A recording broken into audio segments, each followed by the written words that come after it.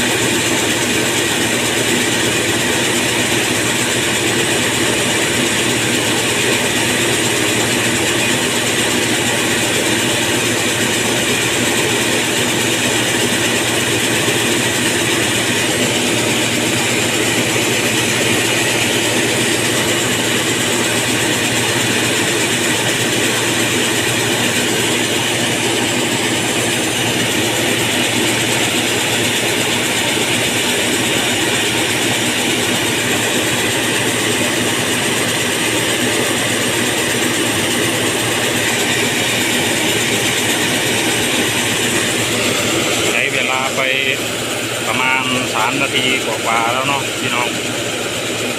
เหลือครับเหลือในอุ้มเยอะครับ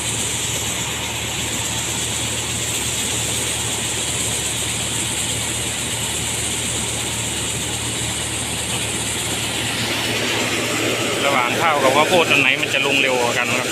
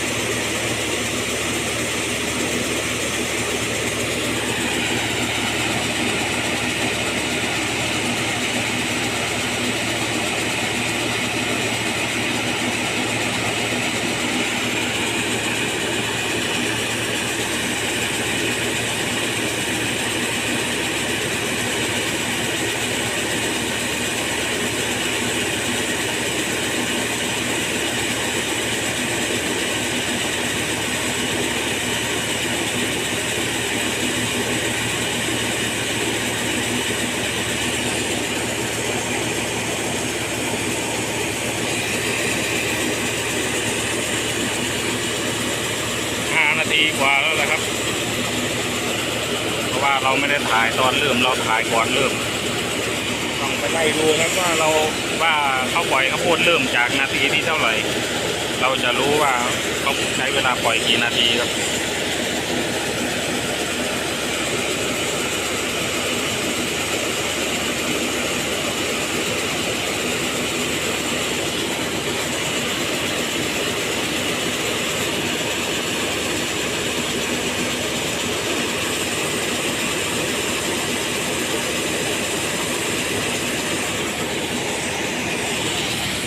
จะหมดแล้วครับใช้เวลานานพอสมควรนะถ้าเปิดเยอะกว่านี้มันก็ติดท่อครับติดท่อยาวครับนี่ใครไม่เคยเห็นในทางบุ้งครับเป็นลักษณะนี้ครับ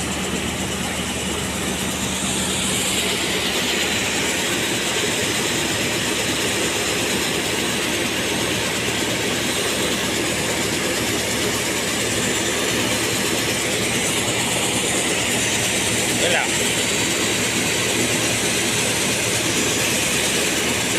ขออนุญาตจบคลิปไว้เพียงเท่านี้ครับเจอกันใหม่คลิปหน้าครับ